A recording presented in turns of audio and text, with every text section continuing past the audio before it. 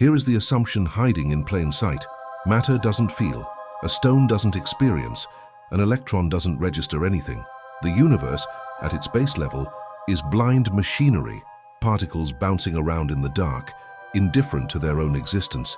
And then, somehow, after billions of years of this machinery grinding away, something happened. Neurons arranged themselves just right. Complexity crossed some invisible threshold, and suddenly, experience. Suddenly, light. Suddenly, someone home. Science can tell you exactly which neurons fire when you feel joy. It cannot tell you why firing neurons feel like anything at all. That gap between the measurable and the felt is what philosophers call the hard problem of consciousness. And it has quietly broken every theory of mind ever proposed, because no matter how precisely you describe the physical process, the question remains, why does it feel like something? Why isn't it all just happening in the dark? Here is where it gets strange. What if the reason consciousness is so hard to explain is not that we lack the right theory? What if it's that we've been making a hidden assumption, one so deep we barely notice it, that matter starts out completely empty of experience, and that consciousness is something that somehow appears later under the right conditions? What if that assumption is simply wrong? What if the rock sitting on your windowsill has never, not for a single instant, been completely absent from the world?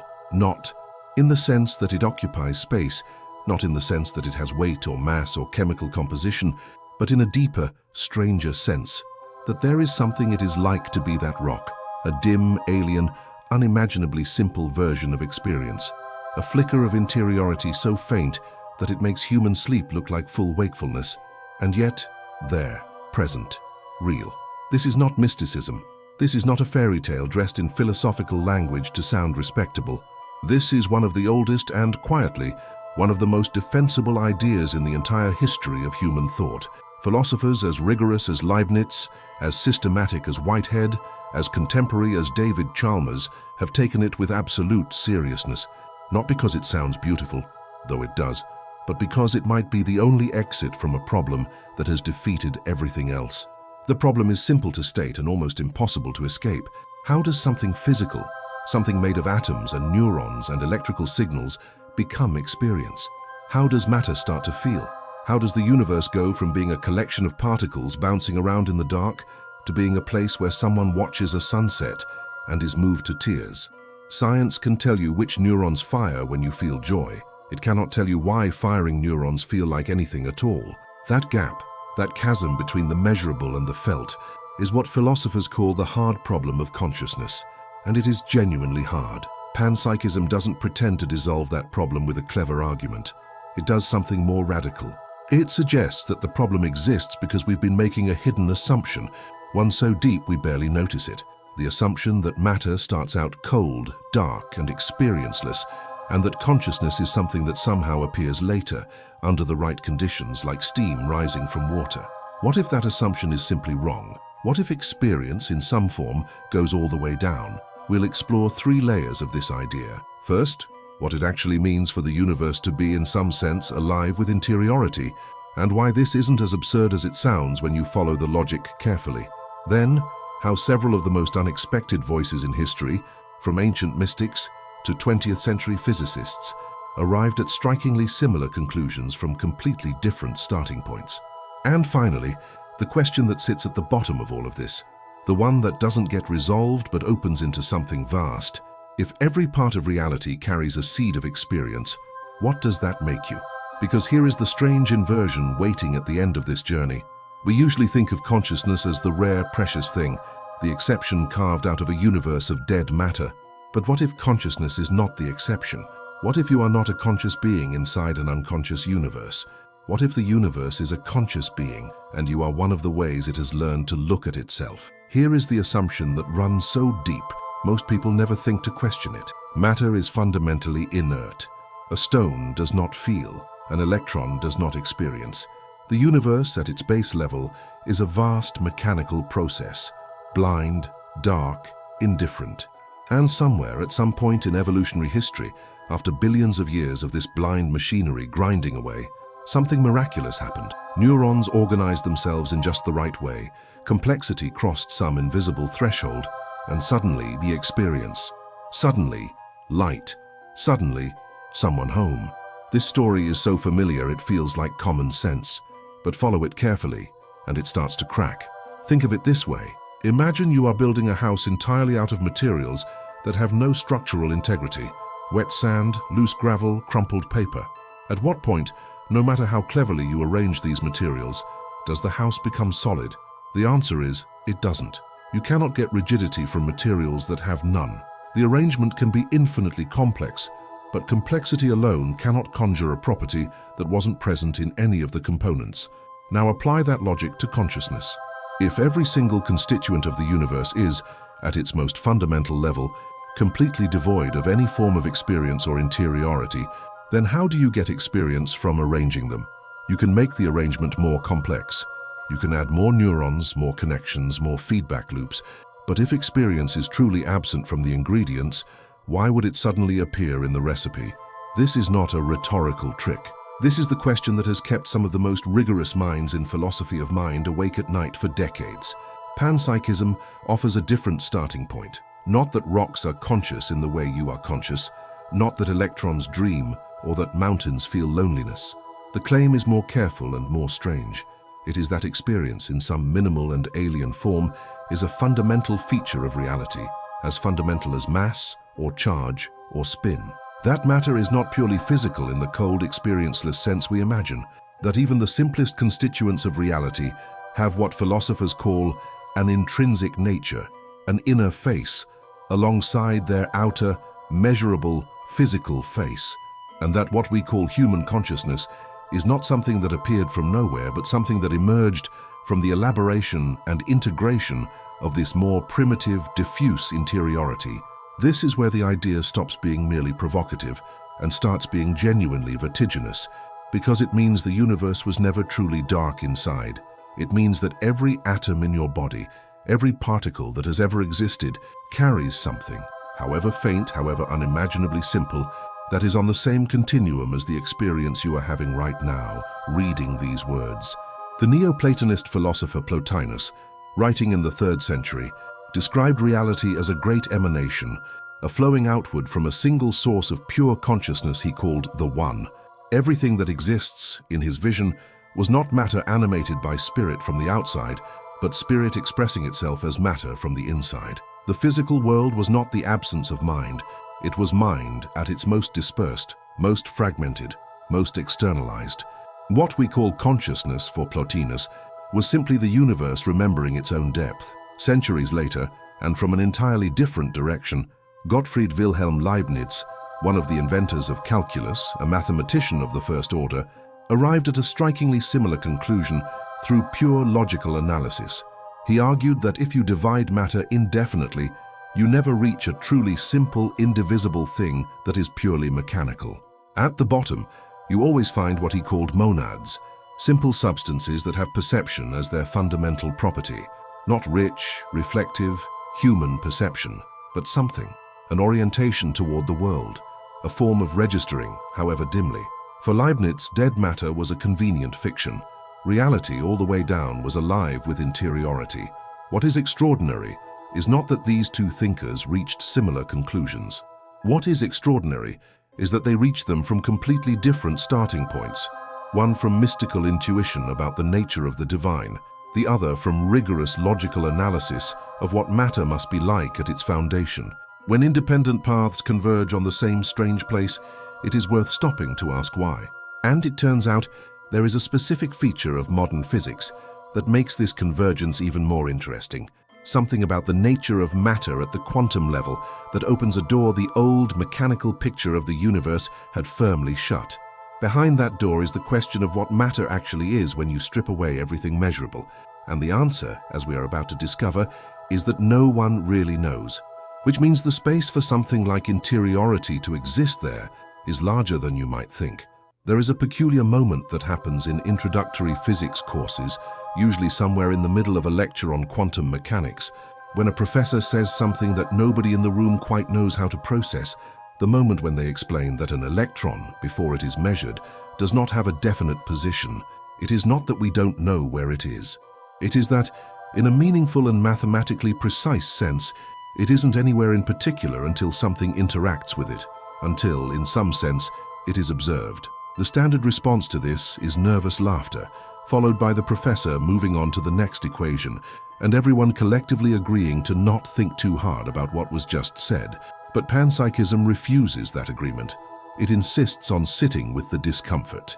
Because if the most fundamental constituents of reality behave differently, depending on whether they are being observed, if measurement, interaction, relation is somehow written into the fabric of physics at the deepest level, then maybe the story of a universe made of purely passive, inert, experience-free stuff needs to be told again from the beginning. This is where the first great insight of panpsychism reveals itself, not as a philosophical position to be argued for, but as a landscape to be entered. The landscape looks like this. You are not a consciousness that appeared inside an unconscious universe. You are a particular shape that the universe's own interiority has taken. Your awareness is not foreign to the cosmos. It is the cosmos, doing what it has always been doing, but in a form complex and integrated enough to reflect on itself. The difference between you and an electron is not the difference between something that experiences and something that doesn't. It is the difference between a vast, intricate symphony and a single note. Both are music. The note doesn't know it's music. The symphony does. Now here is where the journey gets interesting. Because if this is true, if experience is genuinely a fundamental feature of reality, then several things we usually treat as separate puzzles begin to look like different faces of the same mystery. The first of these is the phenomenon that the philosopher and mathematician Alfred North Whitehead placed at the very center of his life's work. Whitehead spent decades building what he called a philosophy of organism, a complete rethinking of nature from the ground up. His central claim was that reality is not made of static substances, things that simply sit there being what they are. Reality is made of events, of occasions of experience. Every moment, at every scale of reality, is a process of taking in the world, integrating it, and becoming something new in response to it. A rock, for Whitehead, is not simply there. It is a society of trillions of microscopic occasions of experience, each one responding to its neighbors, each one contributing its infinitesimal perspective to the collective behavior we observe as solidity and weight. This might sound like philosophical poetry, but consider what it actually implies. It implies that what we call causation, the way one thing influences another, is not the blind pushing of billiard balls. It is something closer to resonance, to response. Every interaction in the universe, from gravitational attraction to chemical bonding to the electrochemical cascades in your nervous system, is a version of what happens when one occasion of experience is felt by another. The universe is not a machine. It is a vast multi-layered conversation. You have almost certainly felt this without having words for it. There are moments in nature, standing at the edge of the ocean at night, watching a storm build over mountains, holding an animal that looks back at you with what feels unmistakably like recognition, when the ordinary sense of being a separate observer, looking at a separate world, quietly dissolves. Most of us file these moments under subjective experience and move on. Whitehead would say that in those moments, your experience is not departing from reality. It is touching something true about its structure. The feeling of being part of something larger is not an illusion generated by your brain. It is your brain accurately reporting the actual situation. Now here is where a different kind of voice enters the landscape. Not a philosopher, but a tradition. The Hermetic current that runs through Western esotericism, from the ancient Egyptian Greek texts collected as the Corpus Hermeticum, through the Renaissance Neoplatonists, and into various mystical traditions, carries one central recurring intuition, that the cosmos is not a collection of objects but a living being, and that everything within it participates in its life. As above, so below, the Emerald Tablet says, and what this has always meant at its deepest reading is not merely that large-scale patterns repeat at small scales. It means that the qualities of the whole are present, in seed form, in every part. That the universe's aliveness is not a property of some special region of it. It is a property of every region, expressed at every scale. This is not identical to panpsychism as a philosophical thesis, but it is its echo. And the convergence is worth noting, not as proof of anything, but as a signal. When the rigorous logician Leibniz, the mystical Platonist Plotinus, the process philosopher Whitehead, and the anonymous authors of ancient Hermetic texts all arrive, by different routes, at a universe alive with interiority. The sheer variety of the paths suggests they may all be pointing at the same mountain. The second great insight of panpsychism concerns what happens when experience combines. This is where the idea becomes genuinely difficult and genuinely fascinating. The philosopher David Chalmers, who coined the term hard problem of consciousness and brought it into contemporary philosophical discourse with devastating clarity, has also been one of the most careful modern explorers of panpsychism. And the problem he identifies at its heart is this: if simple particles have simple forms of experience, how do those simple experiences combine to produce the rich, unified experience you are having right now? This is called the combination problem, and it is real. You don't experience your visual cortex and your auditory cortex and your memory systems as separate, parallel streams of sensation.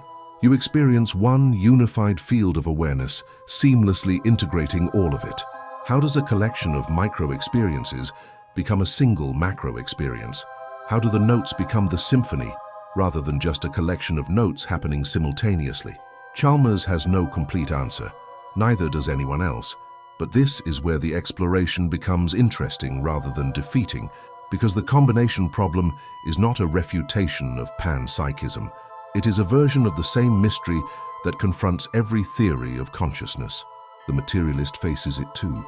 She just frames it differently, asking how physical processes combine to produce unified experience.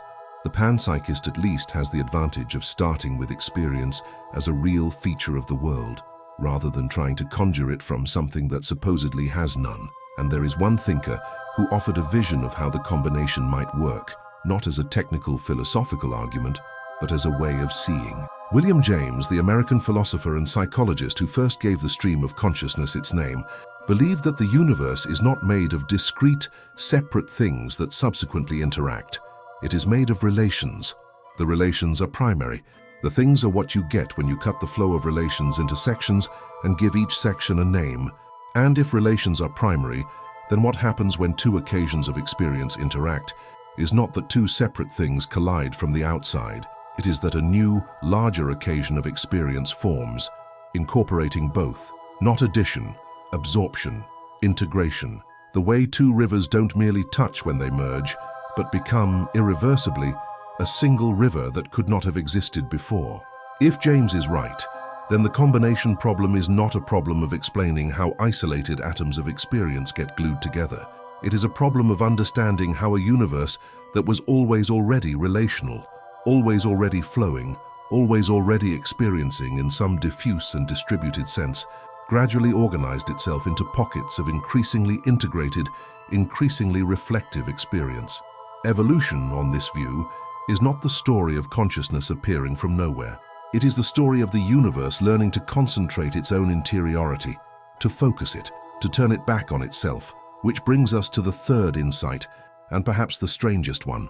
If experience is fundamental, and if evolution is the process by which the universe concentrates experience into increasingly integrated forms, then there is a sense in which every living thing is not merely a product of the universe. Every living thing is the universe at a particular stage of learning to know itself. A bacterium is the universe knowing itself at one level of integration. A tree is the universe knowing itself at another.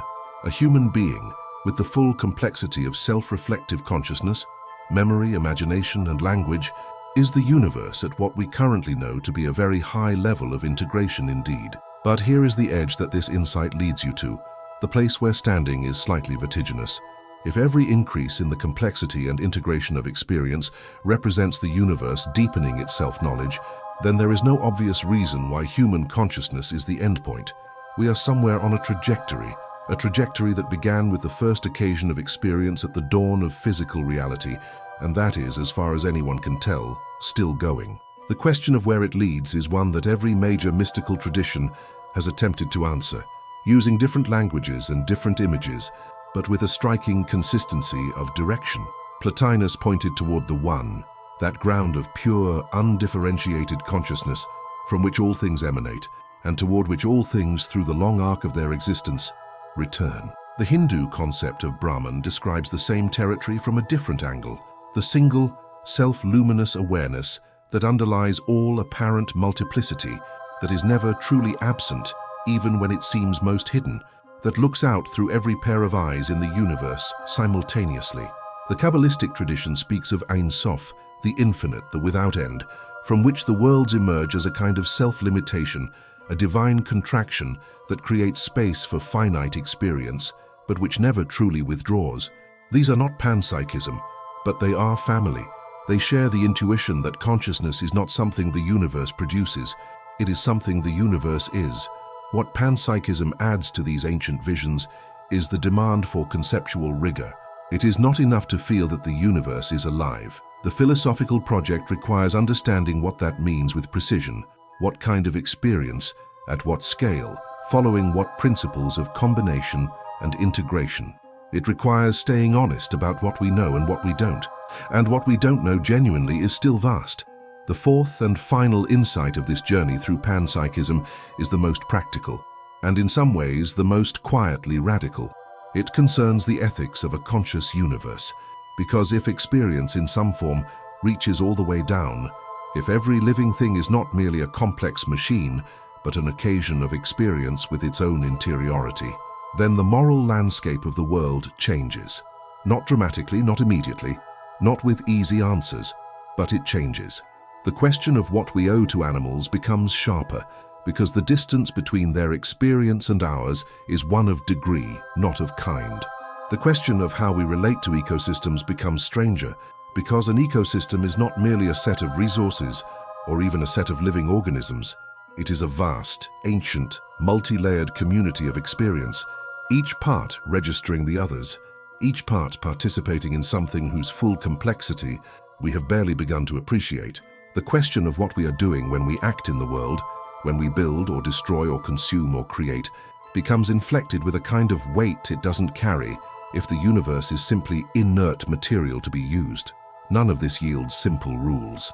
The panpsychist philosopher Galen Strawson, who has argued for the position with unusual clarity and force, is careful to say that acknowledging micro-experience in matter does not automatically tell you how to treat that matter. An electron having some form of proto-experience does not mean you should feel guilty about flipping a light switch. The ethical implications of panpsychism operate at larger scales, with more complex forms of experience, in contexts where the interiority of the other is rich enough to matter morally in ways we already recognize. But there is a subtler shift that panpsychism invites, one that doesn't require resolving any philosophical debate. It is a shift in orientation. A shift from seeing yourself as a conscious being moving through an unconscious world to seeing yourself as a concentrated node of a universe that has always been, in its own way, alive. That shift changes the texture of ordinary experience. The tree outside your window is not scenery. The river is not a resource. The night sky is not a backdrop. They are, in the deepest sense the idea can offer, relatives, other forms of the same thing you are. Other ways the universe has found to be present to itself, and that is where the journey through the landscape of panpsychism delivers you, not to a conclusion, to a threshold. Here is the reversal that changes everything we've explored so far. Throughout this journey, we have been asking whether the universe is conscious, whether matter at its foundation carries something like experience, whether the rock, the electron, the river, the storm are participants in some vast diffuse interiority that we have barely learned to see. And that is a profound and genuinely open question. But there is a deeper question hiding inside it, one that only becomes visible once you've sat with panpsychism long enough for it to stop being a theory and start being a way of seeing. The deeper question is this: who is asking? You have been, throughout this entire exploration, the one doing the inquiring. You brought the curiosity. You followed the argument. You felt perhaps the occasional vertigo when an idea brushed too close to something true. And that process, the process of a mind reaching outward to understand the nature of reality, has been so constant, so obviously present, that it has been almost invisible, the way a window is invisible when you are absorbed in the view. But panpsychism, followed to its actual conclusion, does something unexpected to that window. It makes you look at it. Because if experience is fundamental, if consciousness is not a product of the universe but a feature of it, then your consciousness is not something that exists inside the universe looking out. Your consciousness is the universe looking in, and the distinction between the observer and the observed, the distinction that has organized all of Western science and most of Western philosophy for 4 centuries, begins to lose its edges. This is the moment several of the thinkers we've encountered in this journey tried to point toward, each in their own language, each with their own particular precision or poetry. Whitehead called it the creative advance into novelty, the idea that every occasion of experience at every scale is not merely registering the world, but contributing something genuinely new to it. The universe is not a finished thing being observed by conscious beings that appeared late in its history. It is an unfinished process, and consciousness, at every level of its integration, from the most primitive proto-experience of a subatomic particle to the full, self-reflective awareness of a human mind, is not a passenger in that process. It is how the process happens. Experience is not what the universe produces. Experience is what the universe does. Plotinus, from across 17 centuries, described the same insight with a different image. He spoke of theoria, a Greek word usually translated as contemplation, but which for him meant something more active and more strange. For Plotinus, contemplation was not a passive gazing, it was a creative act. The one contemplates itself, and that contemplation is the very act by which reality unfolds. Things exist because they are held in awareness. The universe is not a collection of objects that consciousness subsequently discovers. It is the act of knowing itself, extended outward into apparent multiplicity. And here is where the vertigo becomes genuinely difficult to stand upright in. If Plotinus is right, if Whitehead is right, if the panpsychist intuition is right, then the moment you understand something, you're not merely a human being acquiring information about an external world.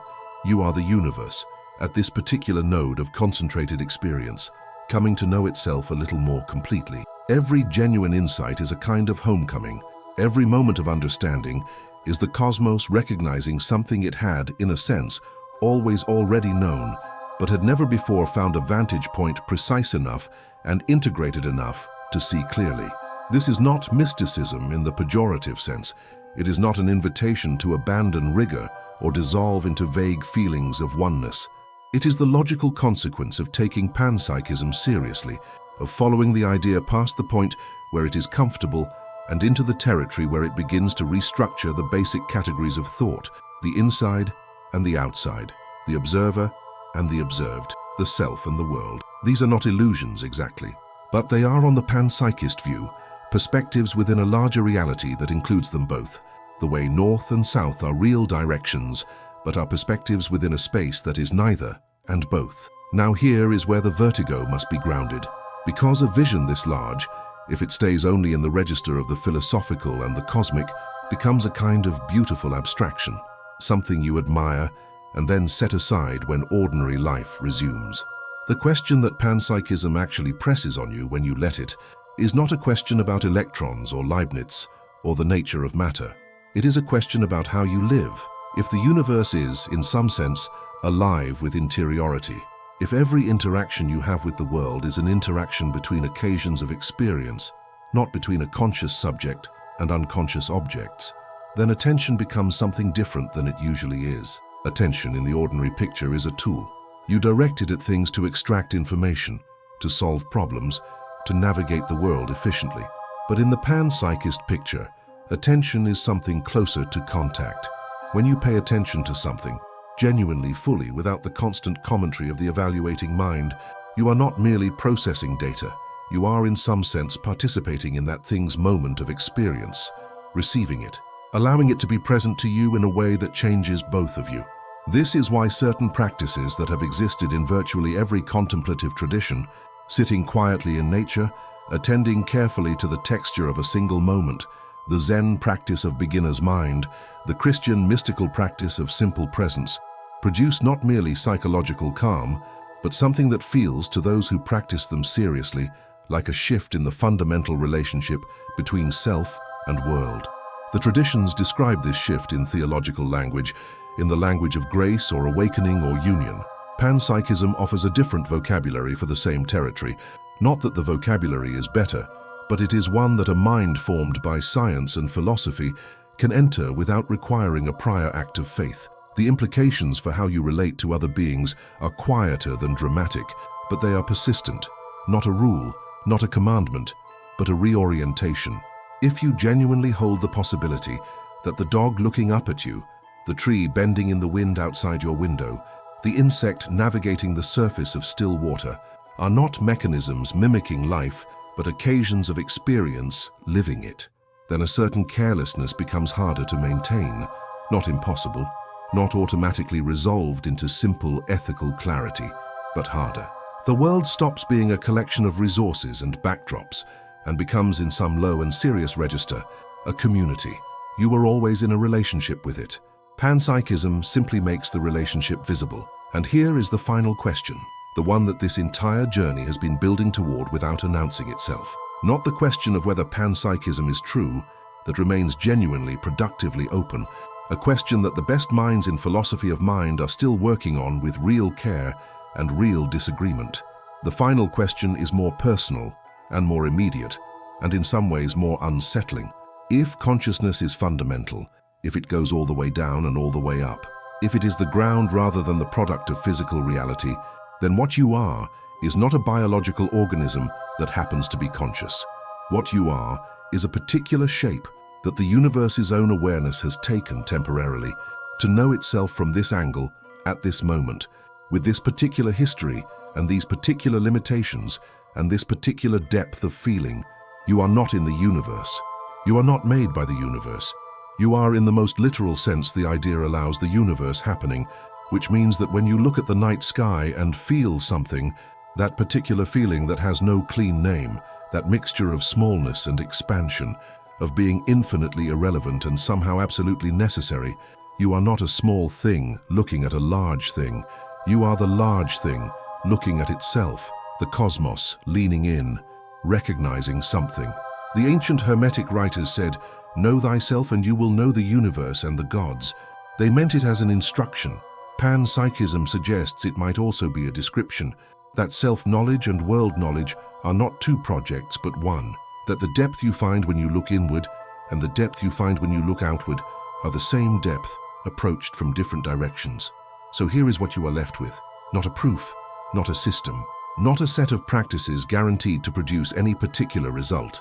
You are left with a possibility, serious, philosophically rigorous, ancient and contemporary at once, that the universe you inhabit is not indifferent to experience, that it does not merely tolerate the existence of consciousness as an unlikely accident of chemistry, that it is, in its own way and at every scale, full of something that, when it reaches the complexity and integration you carry in your body right now, becomes the capacity to wonder, to ask, to feel the strangeness of being here. The mystics said the universe cannot be known from the outside, only from within. Perhaps what they meant is that there is no outside, that every point of genuine understanding is a point where the universe folds back on itself and for a moment sees.